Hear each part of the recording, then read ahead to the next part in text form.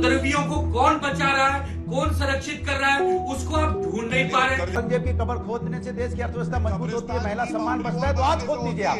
अगर औरंगजेब की कब्र खोदने से देश विकास के रास्ते पे चलेगा तो आप खोद दीजिए। किसने आप वहां जब दो गठ आते हैं और सिर्फ अफवाहें फैलाते हैं, जो हिंसा आपने नागपुर में देखा है। नैंसी जी, आपसे सवाल है मेरा, सरकार में आप भी हैं, उप मुख्यमंत्री शिंदे साहब है, ऐसे में जिम्मेदारी आप सबकी है। सरकार की तरफ से ही जवाब होना चाहिए कि आप लोगों को ऐसी स्थिति के लिए तैयार होना था। असल मुद्दों से भटकाने के लिए औरंगजेब के खिलाफ ये सरकार बोल रही है, शिंदे साहब बोल रहे हैं। 1751 में नासिक में त्र्यंबकेश्वर मंदिर मराठास आए तब वापस बना। ये है इतिहास। महाराष्ट्र की संस्कृति सभ्यता है कि हम कभी भी तोड़फोड़ न करें और हमारी संस्कृति और सभ्यता के साथ साथ इतिहास को बरकरार रखें। लेकिन वहां जब दो गठ आते हैं और सिर्फ अफवाहें फैलाते हैं, जो हिंसा आपने नागपुर में देखा है वो एक षड्यंत्र था। ये महाराष्ट्र जनता स्वीकार नहीं करेगी। और मैं आदर के साथ कहना चाहती हूं कि आदरणीय सुनील अंबेडकर जी और राष्ट्रीय स्वयंसेवक संघ ने जो प्रतिक्रिया आज दी वो बिल्कुल सही था कि औरंगजेब को छोड़ो, हम चाहते हैं सुख और शांति हमारे वातावरण में, हमारे महाराष्ट्र में और हमारे नागपुर में और सभ्यता बरकरार। पहले दिन से आप लोग अबू आजमी के खिलाफ गरज रहे थे, बरस रहे थे और अंगिया के कब्र को समुद्र में डालने की बात कर रहे थे। आज आपका खून खौल रहा है या नहीं, ये जानकर कि महिला कांस्टेबल्स के साथ क्या हुआ है वहां पर? कल पत्थरबाजी, अगर 1000 लोग ऐसे पहुंच जाएं और उसके बाद से उत्पात मचाने लगे तो आप लोगों को तकलीफ किसके लिए हो रही है? आज सवाल ये है। अब अंजना जी, 40 घंटे से ज्यादा समय बीत चुका है, वो बाकी फाइलों को कब पकड़ा जाएगा, उन बदमाशों को कब गिरफ्तार किया जाएगा? सीसीटीवी फुटेज, दुनिया के भर के आपके पास सबूत, खुफिया एजेंसियां, ये सब कब काम करेंगी? जब हमारे अपने लोग अपमानित होते रहेंगे, प्रताड़ित होते रहेंगे, और उसके लिए आपको प्रचंड बहुमत दिया है। आपकी डबल इंजन की सरकार पूरी तरह फेल कर गई है। जहां जहां आपकी डबल इंजन की सरकार बनती है, चाहे मणिपुर का दृश्य हमने देख लिया, अब महाराष्ट्र हम देख रहे हैं, तो आप क्या छुपा रहे हैं, क्या करना चाह रहे हैं? आप कहिए कि हाँ, हमसे कानून व्यवस्था नहीं सुधर रही है, हमको बहुमत जरूर मिला लेकिन हम नहीं कर पा रहे।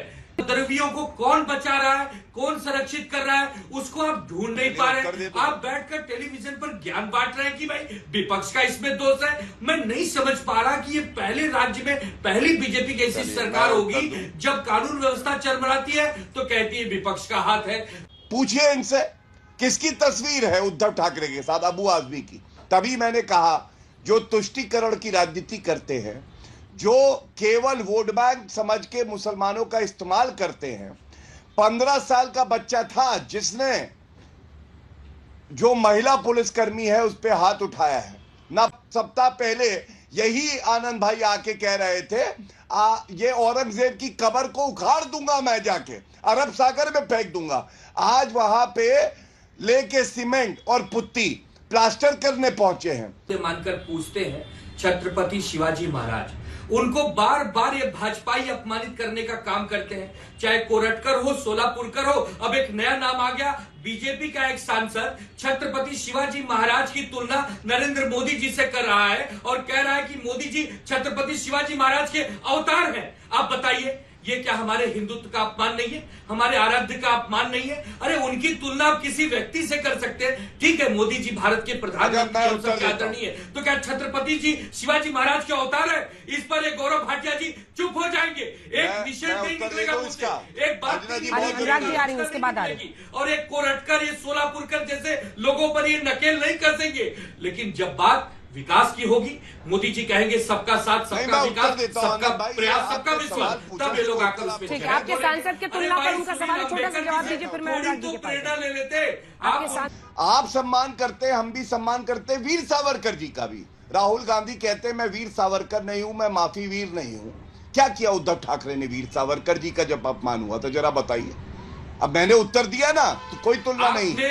अब आप बताइए वीर सावरकर पे राहुल गांधी के साथ आपने क्या किया, बताइए। चलिए। उत्तर दीजिए। तब मानता हाँ, दे जब दिए, आप धन्यवाद। उनको भारत रत्न देकर हमसे मैंने सवाल बड़प्पन पूछते। ये दिखाया, मैं कहता हूँ ये अनुराग गलत भदौरिया। कहा है। अब आप बताइए। बाला साहब ठाकरे जी को ये लड़ाई अब दूसरी दिशा में जा रही है। अनुराग जी देखिए, मैं तो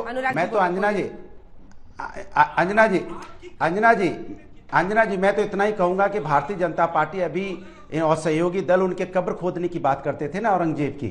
अरे कौन कह रहा है, अगर औरंगजेब की कब्र खोदने से देश की महंगाई खत्म होती है, बेरोजगारी खत्म होती है, तो आज खोद दीजिए आप। अगर औरंगजेब की कब्र खोदने से देश की अर्थव्यवस्था मजबूत होती है, महिला सम्मान बचता है, तो आज खोद दीजिए आप। अगर औरंगजेब की कब्र खोदने से देश विकास के रास्ते पे चलेगा, तो आप खोद दीजिए। किसने आपको रोका है? अरे ये वो शासकों का राज नहीं है जब वहां राजा डिसाइड होते थे तलवारों की धार पे।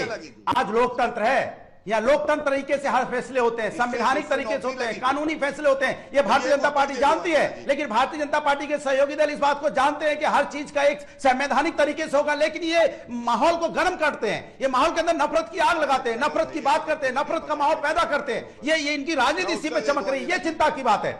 इनको कोई लेना देना नहीं औरंगजेब को। ये लेके इसलिए घूम रहे हैं गली गली, क्योंकि उस पर राज